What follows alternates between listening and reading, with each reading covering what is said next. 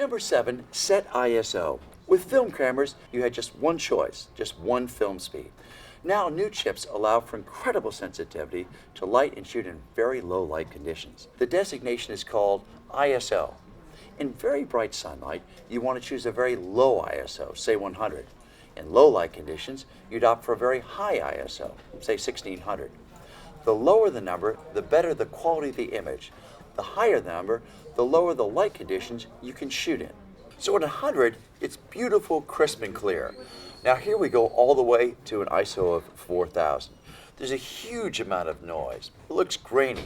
But the advantage of these digital cameras is you can select the ISO that's right on your camera, so you don't have to switch cameras or film cards between shots.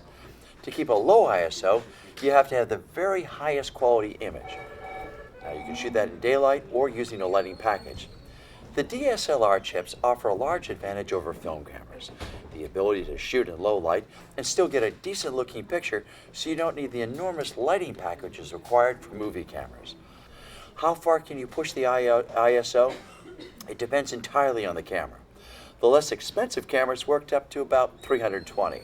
The higher end cameras work at an ISO of 1600, which is a very low light camera. Since shutter speed and f-stop also control the exposure of your image, you want to learn how to use the three of them together. For instance, if you have a very high f-stop, so you have a very large or deep depth of field, then select a higher ISO. Each camera has its own maximum tolerable ISO. I like to limit the top end to about 640 with my 7D, 1250 on the 5D, and 2600 on the 1D. Those are Canon's cameras. One secret of these cameras is that there are certain ISOs that just seem to work better. The sweet spot for these Canons is 160, 320, 640, 1250, and 2500. In essence, take 160 and just double it to get the sweet spot of the camera.